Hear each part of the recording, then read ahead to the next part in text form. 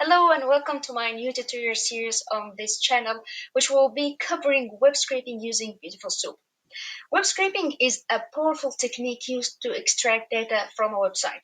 So by the end of this series, you will have a good understanding of how to use Beautiful Soup to scrape data from a web page. But in this first tutorial, I will be giving you an introduction of how you can use Beautiful Soup and how to read an HTML. So let's get started. So before we get started, let's understand what is Beautiful Soup for. I do have here the documentation and I do recommend you go over it because it will give you a nice idea how to use the library itself.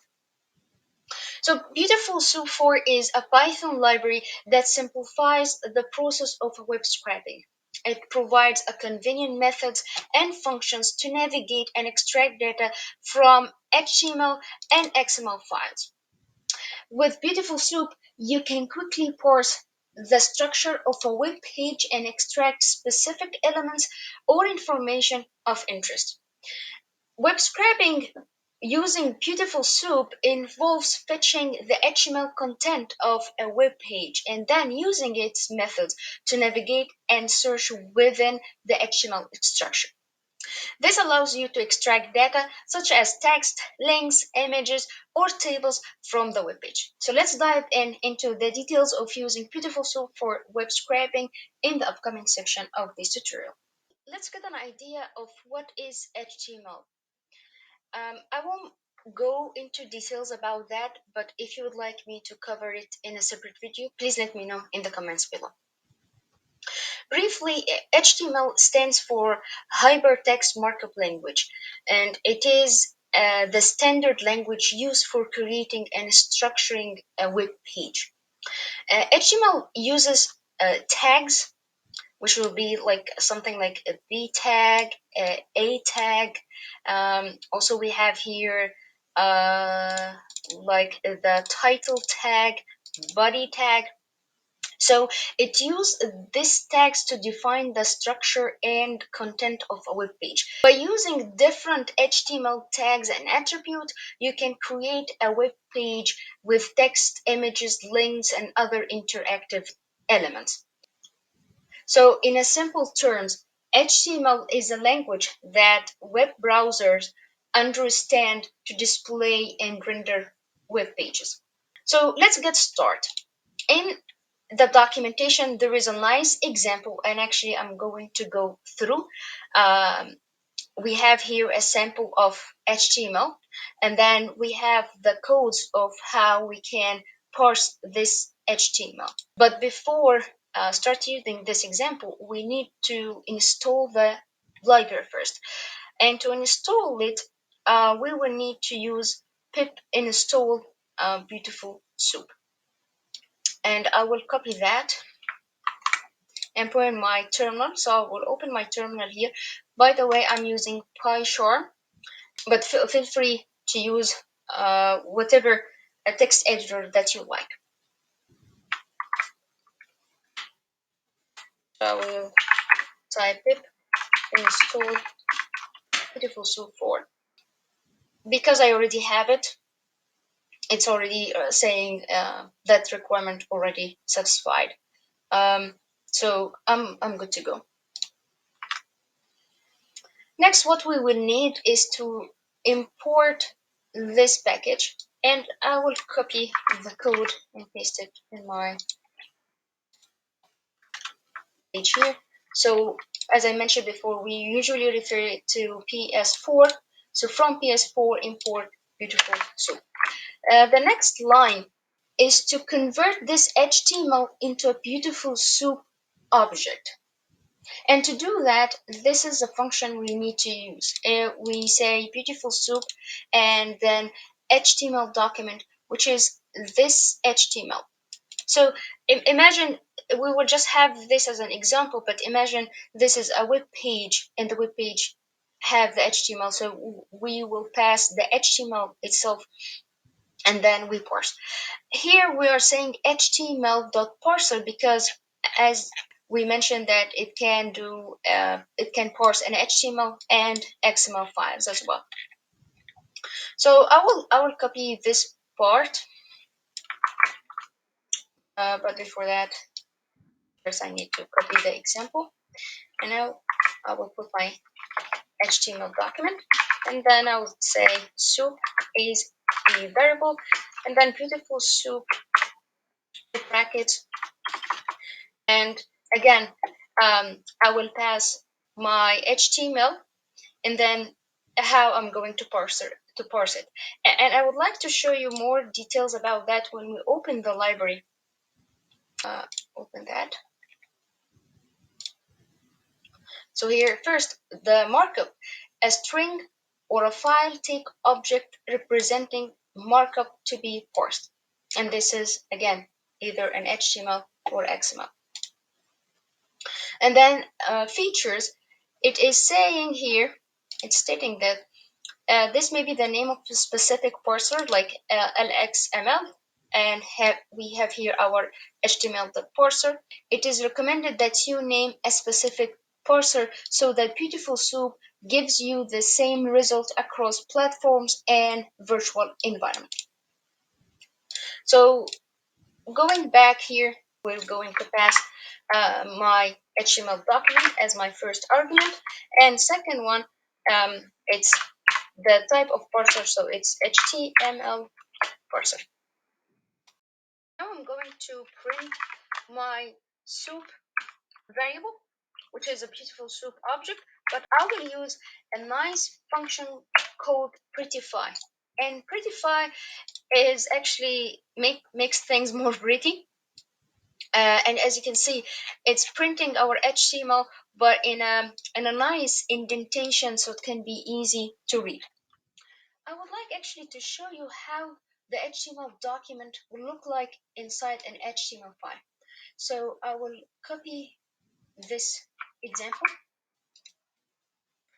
and I will open a new file. It's an HTML file. I will call it demo. As you can see, once you open an HTML file, it will have this template. It starts with a doc type, and then we have a head, and we call it head tag, and then we have the body tag. And usually you will see the title tag goes inside the head tag. So I will paste my example here. I think there is an issue, so let me do it again. Okay, now it's better. And bear with me, I would like to fix the indentation so it can be easy to understand.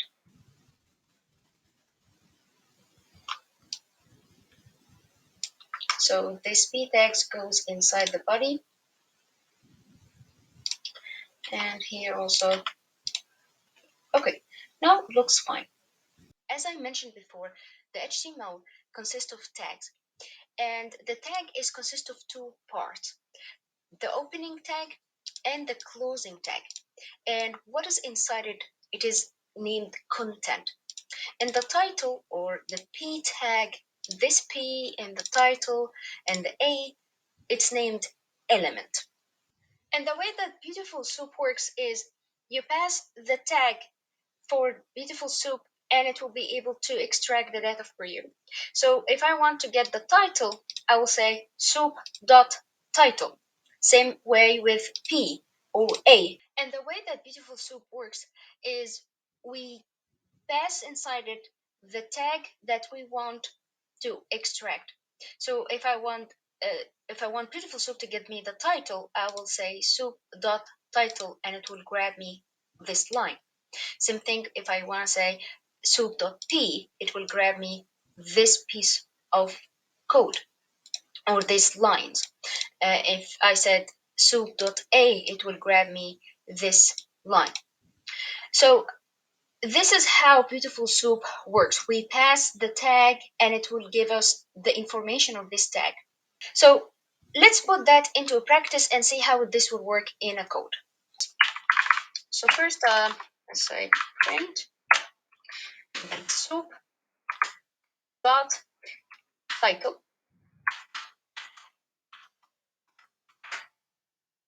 Let's print that. I forgot to turn this off. But here at the all the way at the bottom, you can see it's showing me, it's giving me the title and the text inside the title. But when I want to um, get the string or the data that's hosted inside my tag, simply I will say dot string.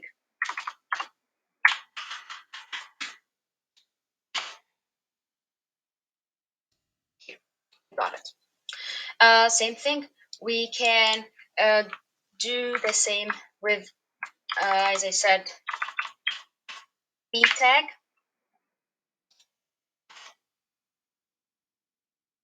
because p is what it was. Sorry, here it is. Let me, since we already have this in another indentation, how about we get that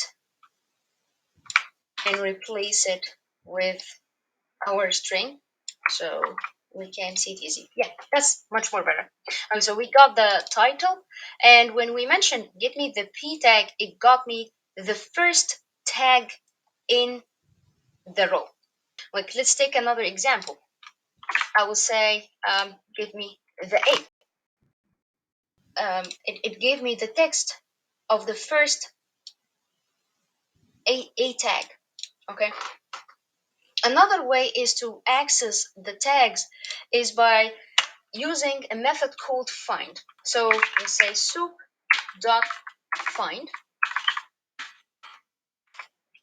and this method is another way to find the tag that it's not the first that appears in the document. So let's try. So first we'll get the a tag. Let's put this into a print.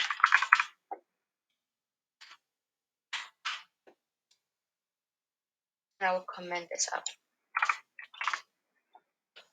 As you can see, it gave me the first a tag, and still I can do dot string. That will work. It will give me the text inside the a tag. Another way is also text, which will give me the same thing. What if I need to get the three links all together? So there is another method, and this method called find all. And I will remove the text. As you can see, it gives me a list of all the a tags with the links. I couldn't use text because it's a list. But the next question is, how about if I want to access only the second tag? Only I want to lacy here, not the first and not the third. How we can address that? So in the find method, there is a way that we can call the attribute. And let me tell you what is attribute. HTML tag may have any number of attributes. Let me go here to the HTML document so you can easy to see. Let's take the first a tag.